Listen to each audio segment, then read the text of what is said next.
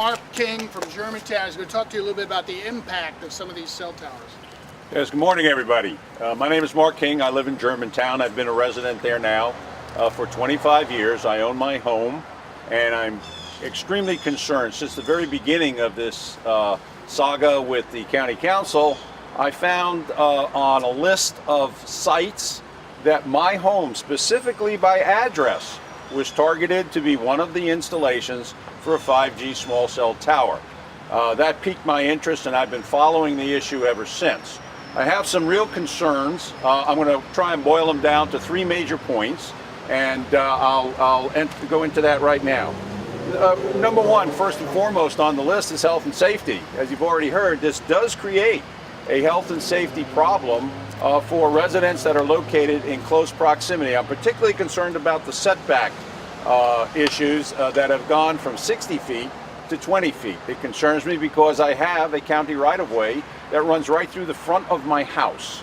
I know it's there because it was dug up to put in fiber optic cable a number of years ago. That means that if the site that was selected for the installation of the antenna arrays doesn't meet the requirements of the company making the installation, they have the right to move down that easement with an antenna landing dead square in my front door. With only a 20-foot setback, this could be a real problem, not to mention a safety problem. Now, I would like to point out that the county runs on a charter, and that charter, which is granted to it by the state of Maryland in Article 1, the legislative branch, Section 101, County Council, specifically charges the county council with the power to legislate for the peace, good government, health and safety, or welfare of the county. They are not doing that in this case. They are ignoring their responsibilities, their sworn oath to protect the county residents, and 5G is a health hazard. Let me move on. My property value will drop. I've owned my home for 25 years. We take extraordinary care of it to make sure that the value is retained in the house. So when we're ready, as retired folks living in the state of Maryland, we may choose to sell that property and move on. It is a fact that with the installation of 5G small cell towers on the county easement adjacent to my property, the value of my home will decrease. Now, I happen to believe that this becomes an eminent domain issue. While the tower is located on the county easement, which they obviously have the right to do, the emissions from that tower begin to intrude on my property.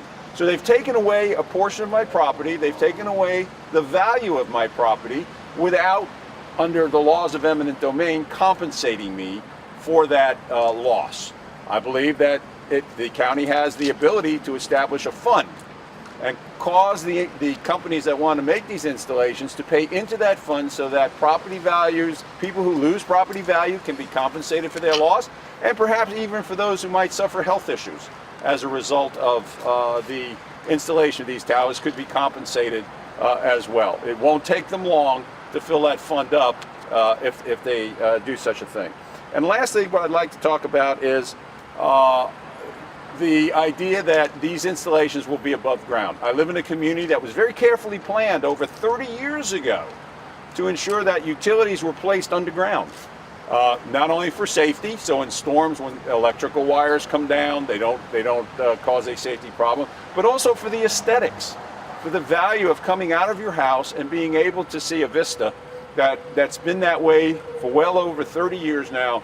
And you don't have to look at utility poles and big boxes such as the one you see portrayed here right in your front yard. I think this is an important issue. I would like to see a 5G slow down, come to some better decisions about how this thing can be deployed, because this really isn't about streaming videos and streaming television in your home. This is really about driverless cars. You only have to pay a little bit of attention to find out that Qualcomm has been posting the need for 5G on Twitter and promoting this, because this is what you need to have if you're going to have driverless cars in your society. There's a way to amend this. We've seen a number of amendments that will help to protect the county residents safety-wise, aesthetic-wise, and overall care for the welfare, which is what this county council is charged to do by charter. And they have to live up to that charter. Thank you. Thank you.